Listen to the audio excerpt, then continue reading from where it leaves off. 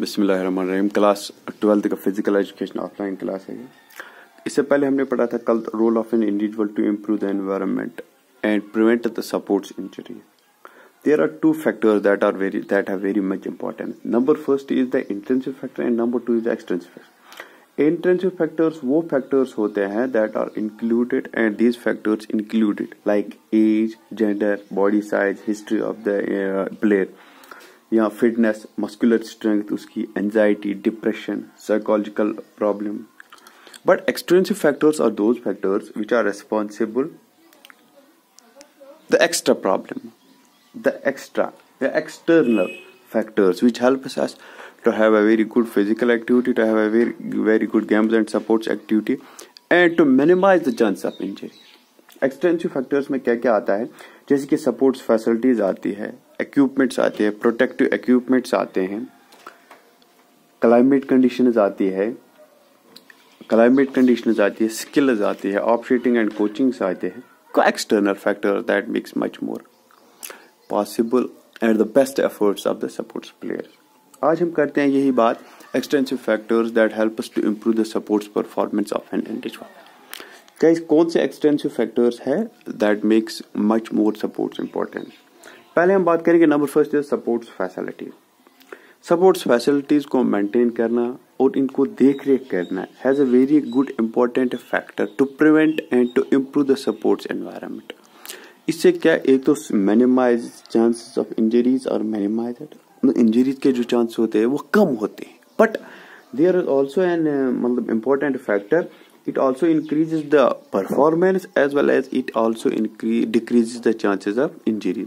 Performance भी इससे increase हो जाती है और इंजरीज और एक्सीडेंट्स का भी खतरा कम रहता है।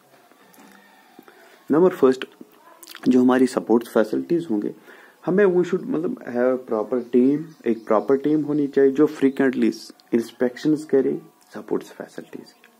और जो भी सपोर्ट्स फैसिलिटीज होंगे वहां पे, जैसे कि मतलब location of the ground, location of the sanitation, toilets, bathroom, या मेडिकल सर्विस की जो लोकेशन होगी, या मेडिकल सर्विस की अवेलेबिलिटी जो होगी, या ड्रिंकिंग वाटर की जो अवेलेबिलिटी होगी, जो केज होंगे, जो वहाँ पे पवेलियन होंगे लोगों के मतलब प्लेयर्स की, मतलब वी शुड इंस्पेक्ट देम, मतलब क्या very frequently, and we should make some standards for these things. इन चीजों के लिए कुछ स्टैंडर्ड्स भी होने चाहिए।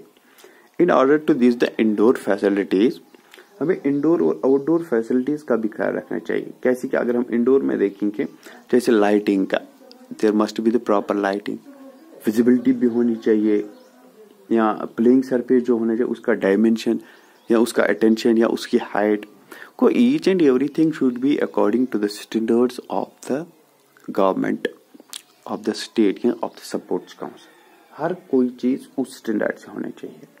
लाइटिंग का होनी चाहिए कि मतलब due to the poor visibility accidents can happen, या जो मतलब सरफेस एरिया होगा वो स्लिपिंग नहीं होना चाहिए, मतलब ये नीट एंड क्लीन भी होना चाहिए। को it has very much importance. The supports facilities has much importance. Supports facilities की बहुत ज़्यादा इम्पोर्टेंस है।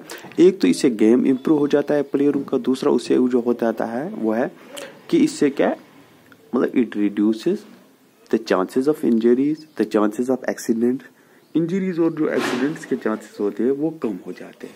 That will be very good for number two, that's called the protective equipment. Protective equipments जो वो भी इक्विपमेंट्स होते हैं that we utilize during any activity, during any games and supports.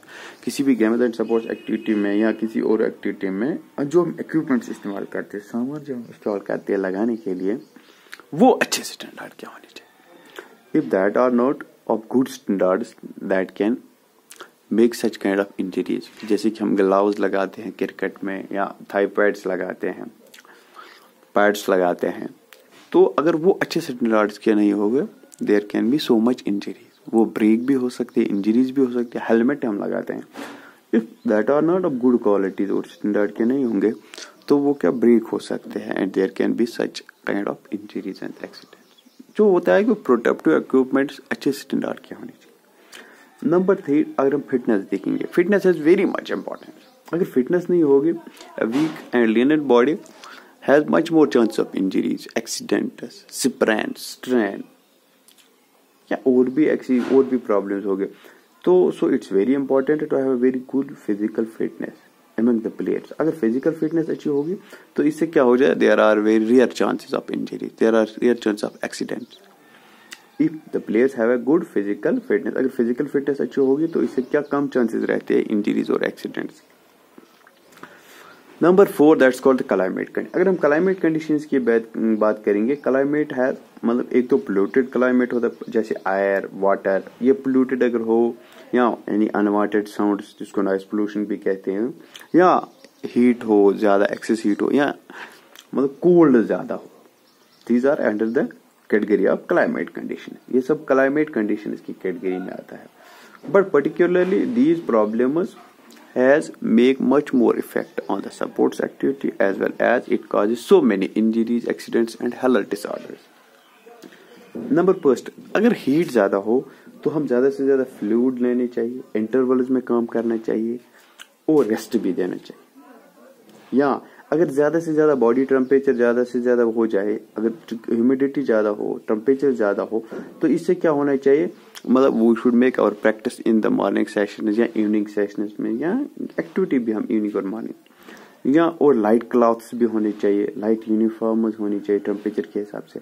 या if there is extreme cold, अगर extreme cold भी होगा तो इसमें भी किस स्किन रिलेटेड प्रॉब्लम्स होते हैं, फ्रोस्ट बाइट्स होते हैं, फ्रोस्ट निप्स होते हैं। तो इससे क्या हो जाता है, this can cause so many health disorder. Appropriate अगर कोल्ड हो, अप्रोप्रिएट क्लॉथ्स होने चाहिए, हैंड ग्लव्स होने चाहिए, फीट के लिए अच्छे सॉक्स होने चाहिए को, एंड वो should not exercise in such condition है, जैसे कि अगर ज्यादा ह्यूमिडिटी हो, ज्यादा हीट हो, ज्यादा सर्दी हो। नंबर 6 अगर हम बात करें that the skills has very much importance in an activity. If we have the unskilled players in our activity then there are chances of injury, there are chances of accidents. Unskilled जिसके पास जो किसी game का हुनर नहीं हो, उसको ज्यादा खतरा रहता है एक्सीडेंट्स को। We must have the players that have a very good skill about the game and that have a good knowledge about the game. Knowledge भी होनी चाहिए, स्किल भी होनी चाहिए। ऑफशूटिंग और कोचिंग नंबर 6, ऑफशूटिंग और कोचिंग। ऑफशूटिंग और कोचिंग का यही मतलब होता है कि we give them the scientific and new research knowledge about the subject, about the game, about the new accidents, about the new health disorders. If we follow the rules and regulations and have a proper knowledge of games and activities, then there are rare chances of injury. We can minimize the accidents, injuries, if they are unbiased.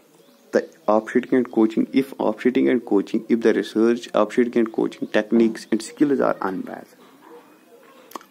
Go proper and coaching जो होनी चाहिए, ऑफशूटिंग and coaching होनी चाहिए, वो एक ऐसी environment होनी चाहिए कि there should be no bias against any individual, against any player.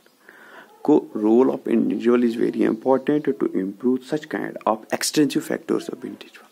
दूसरा है इंट्रिंसिक फैक्टर, वो होते हैं कि हम खुद ही इसको इस्तेमाल कर सकते हैं। एक्सटेंसिव फैक्टर्स में आता है sports facilities, protect equipment, fitness of an individual, climate, skills, off shooting and coaching. This has very much importance in our day to day life activities.